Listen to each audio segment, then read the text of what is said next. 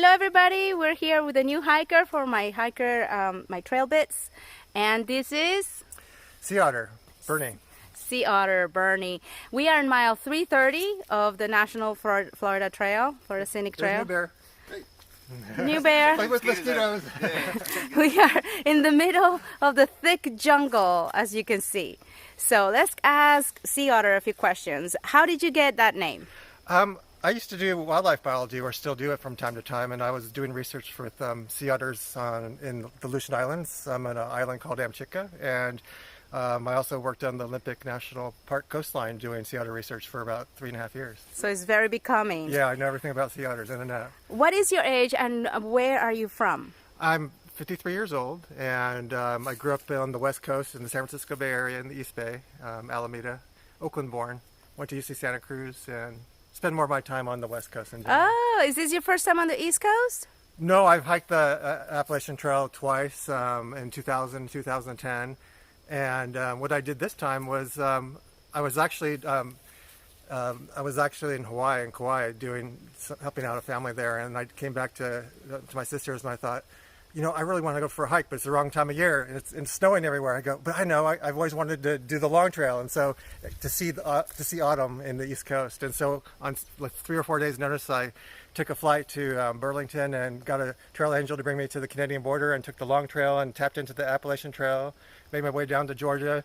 Actually had autumn all the way to the Shenandoahs. So you are on your Eastern Continental Trail as we speak. Yeah, so it's a truncated version, yeah. So yeah, I went and did the Benton McKay to the Pinhoti to the Alabama Road Walk to here. So you're about 500 miles from completing your Eastern Continental Trail.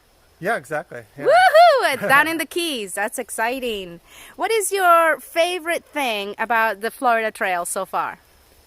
Oh, the favorite thing. I like, it's like you never know what's going to come up next. It's like, since it's all new, it's a mystery of the unknown. It's like, so we're kind of bushwhacking a little bit through here. It's like you're kind of bushwhacking through the energy and seeing what kind of new environment's going to present itself, what kind of new animals you've never seen before, what kind of people you'll meet. And it's kind of neat going southbound and running into every different northbound hiker, and you get a feeling of the spectrum of the different kind of people who actually go out into the nature and enjoy themselves and to learn and grow, and it's basically a journey of self-discovery. That's why I like to do these interviews, because every time that I meet somebody new, I can see a little bit of me in you and a little bit of you in me. I like that. You definitely live in a reflective universe. Everything's a mirror, but it's distorted for most people. But the more you hike, the more you get a clearer reflection. Yeah. As you process more that's hidden in your psyche, kind of, yeah. What is your least favorite thing of the Florida Trail? My least favorite thing. Come on, be honest. Well, obviously, no one likes mosquitoes. And, yeah. Had a batch of ticks and stuff, but where'd you get the ticks? More in the Panhandle. There's like I forgot the name of some of these places. St. Mark's? It's before St. Mark's, in a wilderness area where you're supposed to go through a bunch of swamps, but it happened to be dry, and you come to a river on the that's the eastern side. And it's probably because all the deer are like rushing next to the river, and they're kind of like dumping off their ticks as they go along. You know? Yeah, deers are tick magnets. Yeah. So that's good for me to know, because I wear shorts, so I'll wear pants then. Okay, say that a genie appears. Poof! He gives you any wish you want at this very moment. What would you like? You know, I'm always just doing exactly what I want to do. I'm fine, I think, right now. Cold water, baby? With some ice, yeah. Because it's Yeah. getting more hot. It was on the Panhandle. It was definitely just more in the high 60s or so. In the sun, it might be in the 70s, and now it's like it's nice when the little cold snaps comes. I can sleep better when it's cold out in the evening. But when it gets too hot, I have a 20-degree bag, and it's just hot. It's hot, and your sleep is not as good. So it's nice to cool down for sure. And ice is a luxury when you're on trail. Is. Okay, and what do you want to take from the trail, from the Florida Trail specifically? You know, it's like every trail is got a different facet or personality to it, and every time you go out and even repeat the same trail, it's like you learn. It's like you're no longer the same person. You see with new eyes. You have a new perspective on life because you've grown and processed the past, and so you start attracting new people and new situations in your life to see yourself in a new way. And so this trail was about processing a lot of emotional issues that we all each have and stuff like that, and looking at it from a different perspective and liberating lost energy, kind of like trapped in a subconscious mind, if you want to believe, if you if you're into that kind of stuff. And so it's been a really great process for me in retrieving lost aspects of soul ever since coming down from the Canadian border. Soul searching. Yeah, I mean, life and is, soul finding. Yeah, but you could say your whole life is soul searching and soul finding, but at the same time, it's trying to be who you are at any given moment too. So try not to search too hard, let it come to you instead of going out to it. It's kind of like a balancing act between, soul searching is like being present, and it's like feminine energy. It's like letting things absorb into you, and then the spirit energy is like going out and, creating intentions and finding exactly, being determined and finding what you want to have happen. How important do you think it is to have nature present in your life for someone who wants to go in that journey, who wants to do a little bit of self-search or is not content in their daily life? How important is it to touch base with nature? It's, what's great about nature is that there's a harmony, a rhythm, a natural rhythm. It's something that we have in ourselves that we want to return to, and a lot of us believe in what you would call lies about ourselves, that we're not good enough, or we have low self-esteem because we've been told that's not the right approach to do, and so you're not good at math, you're not good at this, or the thing that you really are attracted to, you were discouraged from doing in the first place, and that's an automatic major block in your life. And so when you go back into nature, you learn to discard all the unimportant things in life and all the lies and all the things that you were told that you couldn't do, and you push beyond your boundaries. You realize you could do anything you could set your mind to, and once you do, and so, like when you leave the chaos of city life and of the naysayers and the negations, and people who are in competition with each other, and again, it's not all bad. It's just part of the human condition in a sense. But in order to find yourself, you have to go to a place where you're kind of blanketed by love. And so once you overcome your fears of nature, which every single trail will do different aspects of different fears. You might be afraid of not enough water, certain animals, bears, cougars, whatever, rattlesnakes, walking really far distances, tensions in your body. Once you get into that flow, then things come easy to you. And then you gain inspiration, you gain self-awareness. And you gain battery recharge. Recharge, yeah. So in a sense, we're all in regular society, we're being drained. So you could say there's vampires actually draining us because they want something from us, and we're actually trained to give it to them in a sense. Emotional and psychological and physical vampires. Totally. Yeah. And financial. Yeah.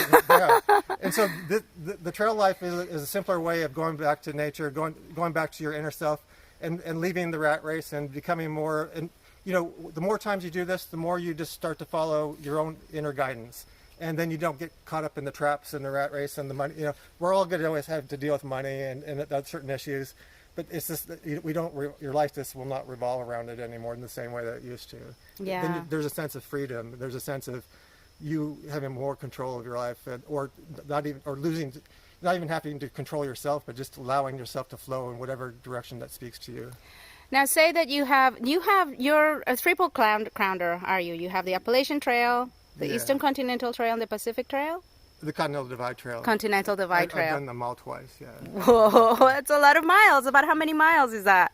Well, I don't know about that. When I'm done here, I'll have done about 31,000 miles.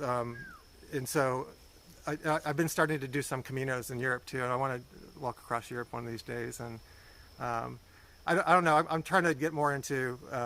I'm a philosopher at heart, and I'm into seeing energy flow in motion, and I might turn more into helping people out with hypnotic regressions and life coaching, and I'll still go out on my walks and journeys and stuff, but I don't know, maybe my time as a real super long distance hiker is... Well, a life of helping others is a life worth living, Yeah, exactly. And I like what you said about blanketed by love. I have never felt more loved than when I'm outside. Nice. It's even if it's just in a road trip and I get to go to a national park really quick, it's just, the love is so immense because you feel, wow, all of this is for me and only me. Of course, there's thousands of others, but that's your reality at the moment, and you are blanketed by love.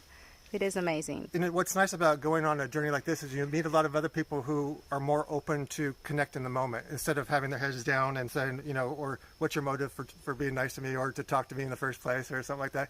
Because all we have is whatever's on your mind, whatever's in front of you, should be respected and honored in a sense, because it is something that we're actually attracting into our lives, I think. And so we learn from that, and we exchange. Even if we don't say anything, there's an exchange of energy. There's an exchange of feelings, and the higher and better you're feeling, the better. That's your legacy. You pass on that vibe, that vibration to somebody else. That tone, that tune, that better song. You know, one thing that you just mentioned about honor. Yesterday we did a 18-mile road walk. 18 miles, and 16 of them were road walk. And in that section, there was, I think, an otter. But it was dead on the road, like right next to the road, and the tail was cut off. And I was so upset. I'm like, who would do such a thing? Who would not respect this creature to do this? And this is the thing, that being out here in nature makes you connected with that, and you feel that pain. Yeah. You feel the pain of the creatures. The empathy. We become more, because everyone's empathic, but they tune it out. And matter of fact, people confuse what they're feeling for other people's feelings, or it might be imprinted in the environment, because we're a complex web of feelings. That's all there is. We're immersed in feeling. And so whatever you focus on, there's an exchange of feelings. And so you're right. You have this sadness, this disregard. It's like you can maybe feel the disrespect that happened and that attracted that situation in the first place. I think that's another reason why people should do the trail, especially young people should go out, because it teaches empathy. It really does. Well, it teaches them to honor and respect themselves. It's like we can't respect other people until we learn to actually listen to ourselves, and that's why people act out in the first place, because they can't hear themselves. Correct. Or when they grew up, their parents might not have heard them properly or listened to their needs and their feelings in the first place. Thank you so much, Otter. Now, if people want to follow your adventures and your wonderful thoughts, where should they go to? I'm on Instagram and Facebook. On Instagram, it's easy to find me. Walking in Stillness. Okay. One word. Walking in Stillness on Instagram, and from there they can branch out to your Facebook. Yeah, Facebook, Bernie Krause, BernieKrause. Do you have a YouTube? No, not at the moment. It takes a lot of time, believe me. I agree. Yeah. So it's a passion of love for sure. Yeah. But it's a way of we learn about ourselves by putting our energy by sharing. In that way. Yeah. Thank you so much. I will see you on the trail. All right. Bye. Bye. Bye.